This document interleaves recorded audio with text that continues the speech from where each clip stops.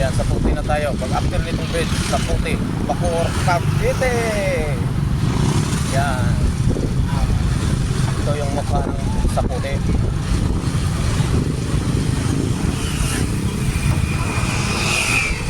Maraming sumalubong kasi alam nila walang masyadong pa-Manila eh. Kung pagpasukan, hindi ka makasalubong dito. Halos lahat nandito na sa kabilang lane. Dito, understood na yung tuwan ka. Sumalubong ka. Yan o.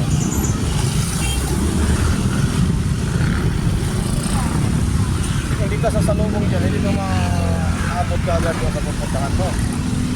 Yan o, sila sir. Hindi na kami po sinyo dyan eh. Ano? Hindi abot, 30 na lang eh. Ang taas pa naman ng ano dyan. Ang taas.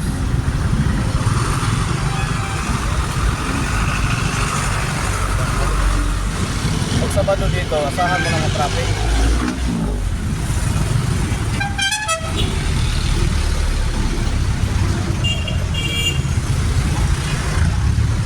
May pita kong paahan, nakausli pa naman to.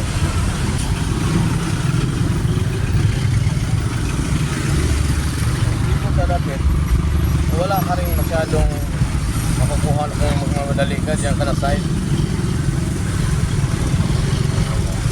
Wala. Ang jeep kasi wala yan silang direksyon pag nasa gilid.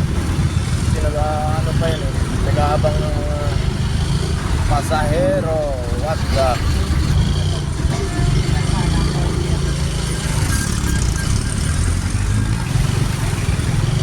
damihan na, barato pa. Sama natin. Raglihang naman kaya ang duha ka postit eh. Sabot-sabotan natin. Pasukan ko ng duha ka pa na kung kasya ba kong motor. Kasya ka ayo. Kasya ka ayo.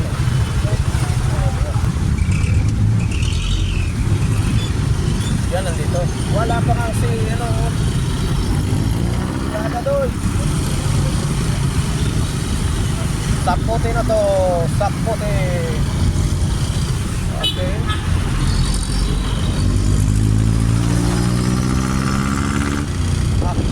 Ikot ko lahat ng usok eh. Masarap eh no.